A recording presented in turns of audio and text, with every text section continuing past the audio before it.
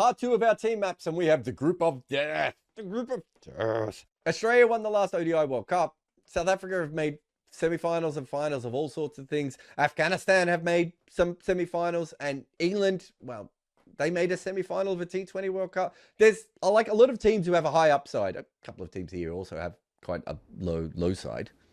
And so the only way to work these things out, of course, is to come back to our trusty team maps, which will tell us absolutely everything that we want to know with our rating system and everything. The caveat is also that these teams haven't played all that much. But we've gone back to 2022 and we've looked at them when they actually had a strong side and everything else. Let's start with Afghanistan.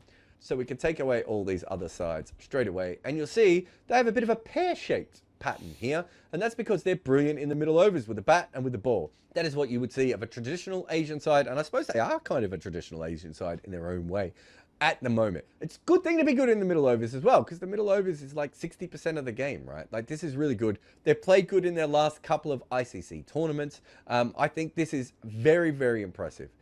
We know that they don't start particularly fast. In fact, they try and bat and keep wickets in hand for as long as possible. They bat around Ibrahim Zadran. They've also got Gobaz up there as well. You've got a little bit of Ramat Shah as well. They're pretty slow, but they'll bat a long time. That is part of their plan. And then you can see in the middle overs, they kick on a little bit. Omazai's been a big part of that. He's been averaging 50 at like a runner ball in ODI cricket. They've got Mohammad Nabi in there as well, Shahidi. They don't really push on. Generally what happens is they try and get to like 200 for 1 or 200 for 2 or 200 for 3, and then you think to yourself, oh, if they kick on here they could make a lot of runs, and they almost always don't. They almost always go backwards or get completely stuck, and you can see at the death it doesn't translate. So they're saving wickets and they're batting within themselves, but without the explosion at the end. But it means they get a lot of slightly subpar totals, but then they have the ball. So if we have a look at this side, you can see in the bowling power play, they've been at about par. The problem with this is some of this is going to be Naveen Al-Haq, and he's probably their best seam bowler, and he's also retired from ODI cricket. It's a shame he didn't do a Ben Stokes and just come back for this tournament, but he hasn't. It means that Fazal Haq, Faruqi, and Omazai are going to have to do a lot with a new ball. It doesn't look as dangerous to me. But once you get to the middle overs, you've got Rashid Khan, you've got Noor. They've got lots of different options in there. Muhammad Nabi. They did have Gazamfar, who has a really good record in ODI cricket, but like everyone else in this tournament, is currently injured. If they can't hold firm in the power play and the middle order doesn't dominate for them, things can go very messy for them at the death. I think this is going to get worse without Naveen Al-Haq as well. I don't think he's a great death bowler, but he's an experienced one. He knows what he's doing. The rest of their seam bowling, I just think, can really get smashed at the end. So you need to see a lot of improvement from them here. I really like this side. Before the last 50 over World Cup, I said they were a spoiler side.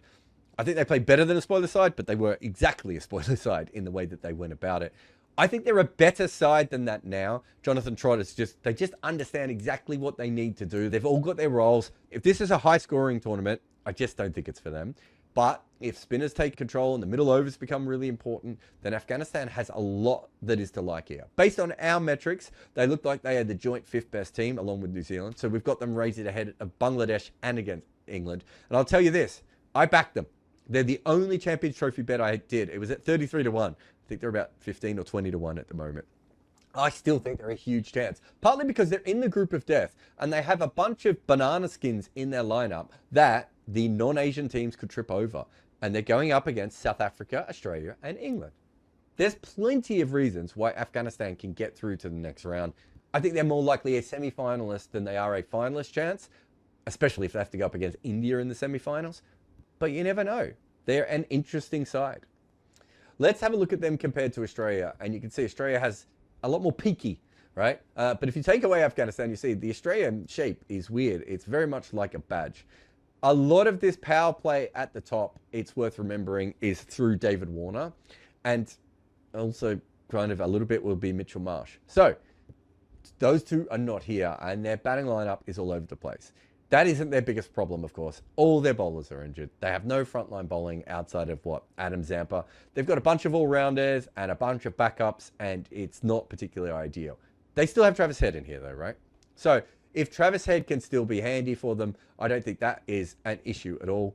They've not been great in the middle overs, and part of this is because Marnus has been struggling. Smith has been fine, but batting slow. They've now got Inglis in there as well. I think that actually strengthens that position for them. But I think they only need 2 of those guys. But because of the way this tournament has gone now, kind of going to have to go with 3 of them. And it has been a bit of a concern. But because their batting depth is quite good, as in they've got lots of guys down the order who can hit, they do have some good death batting.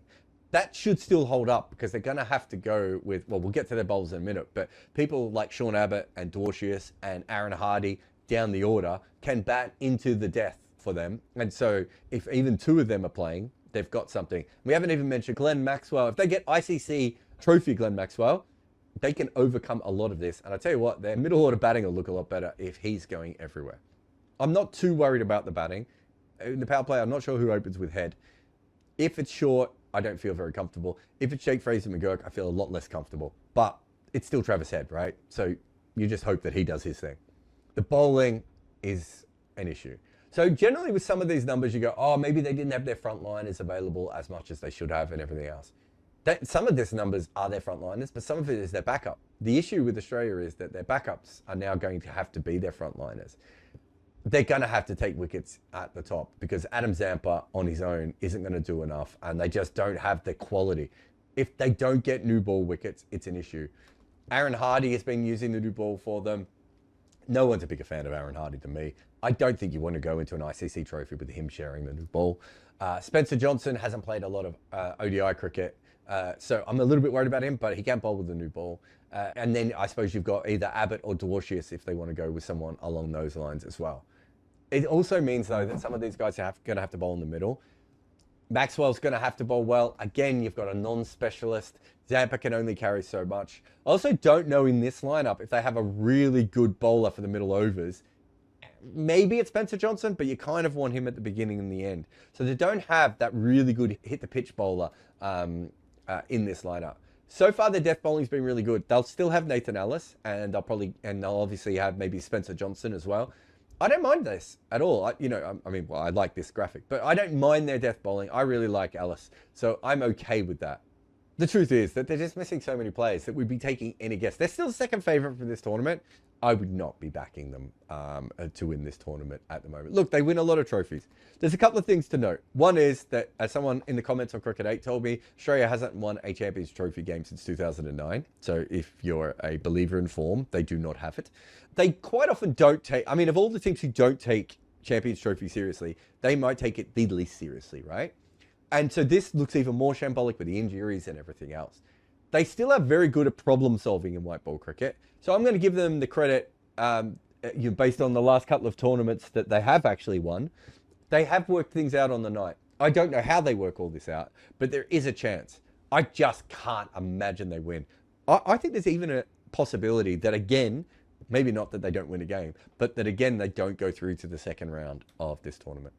Now, if I've had lots of question marks about them, what happens when we put England in here? You can just see how ridiculous England's shape is and how they have not been playing very good cricket. We have them ranked as the second worst side in this tournament. And Brendan McCullum is their white ball coach because of how bad they have been for a long time now. They've lost 7 of the 8 matches on their tour to India.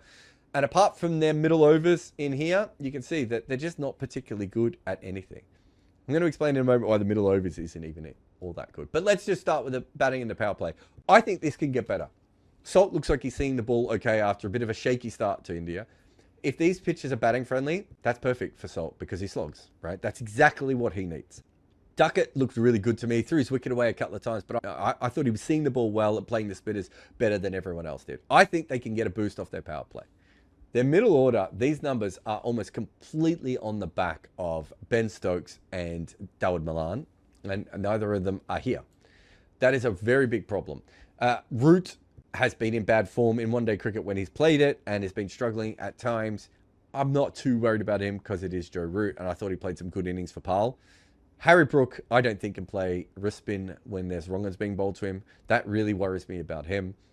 Butler will be okay. Livingston has he's just become such a slog it or nothing merchant at this day.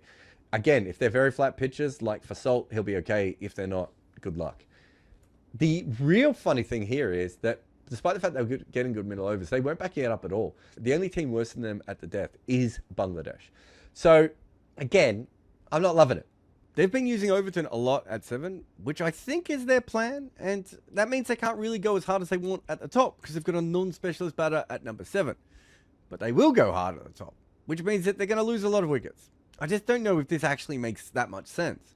They've not been taking any wickets with the new ball. I think Jofra Archer has looked okay since coming back, but he hasn't quite looked like Jofra Archer. Saqib Mahmood is probably their next best new ball bowler. They've been using Mark Wood.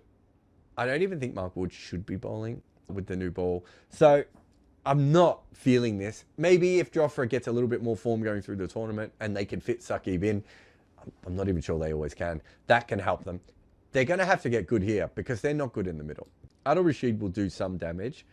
Overton or Cast can bowl their bouncers, but they don't have a secondary spinner, right? And the issue is if they find a wicket that spins a lot and Livingston and Root are handy, that generally means that the opposition's going to have better spinners, right? So it doesn't work for them.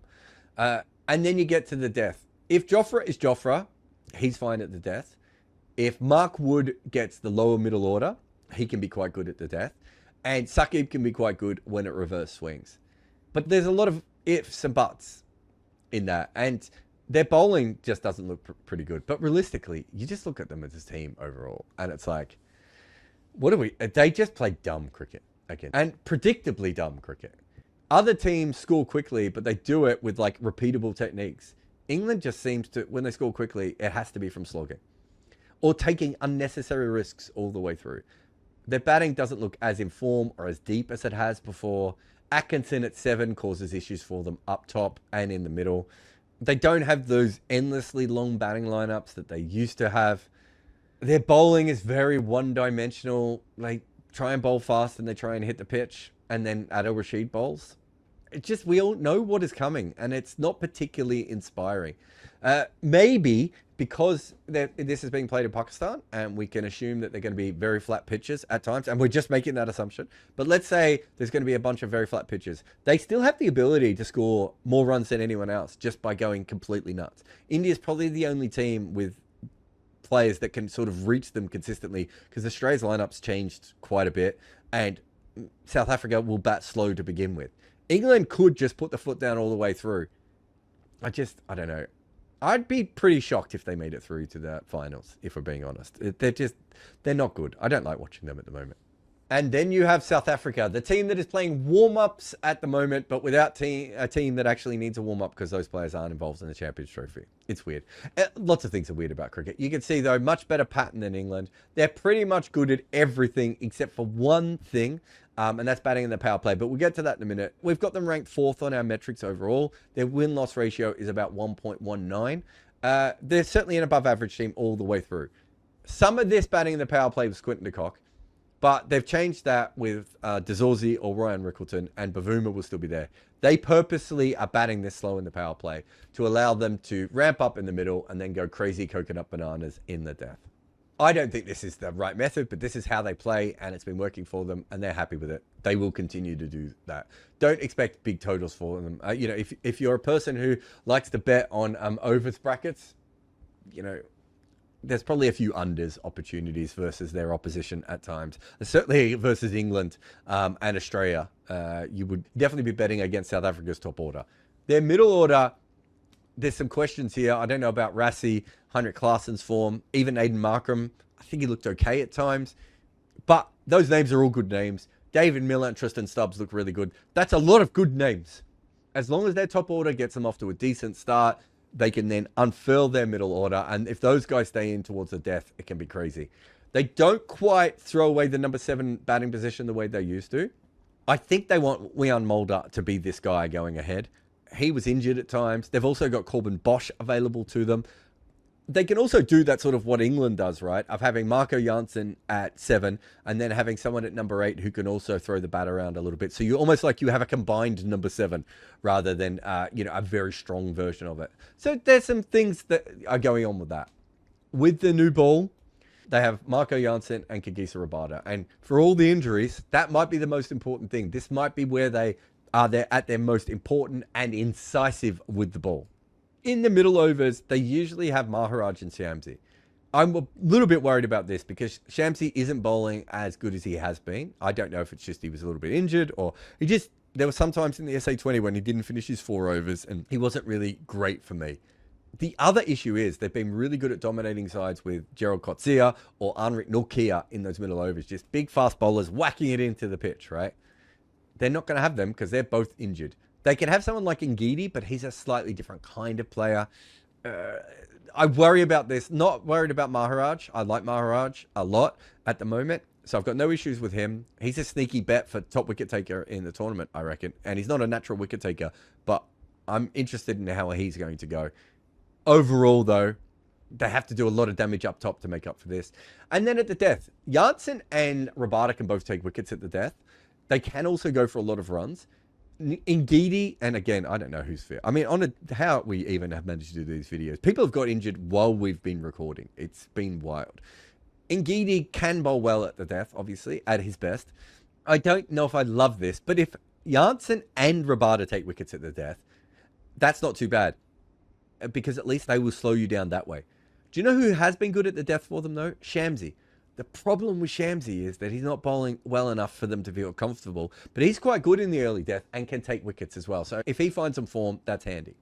South Africa have been on a great run, right? Like, they made the semi-final of the 2023 World Cup and played good cricket in that. They made the final of the 2024 T20 World Cup. They should have won that. They made the final of the World Test Championship as well. Like, there's a lot of things to like here. Their women's team did really well.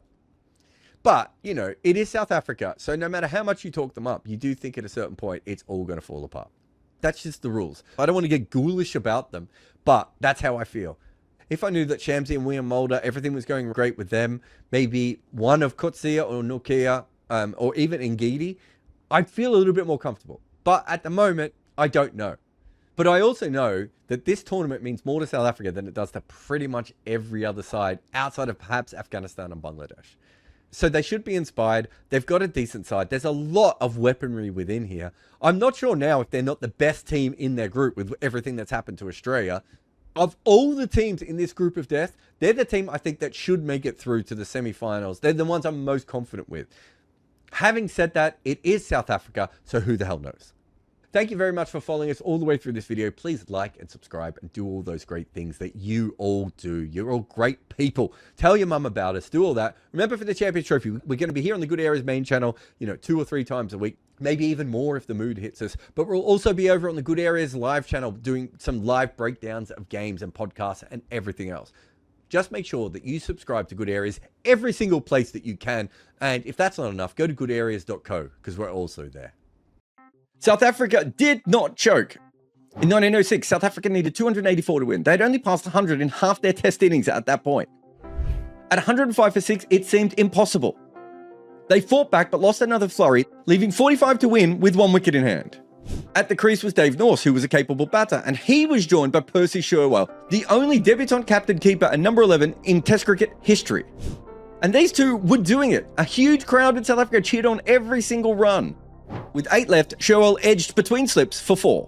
Straight after, Norse ran a 3.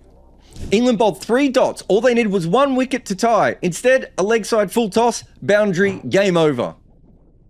This was Test cricket's first 1-wicket win, and their last partnership was a record for almost 100 years. But it was also something else. This was the first Test match that South Africa had ever won. Buy my book on Amazon, Overthrowing Cricket's Empire.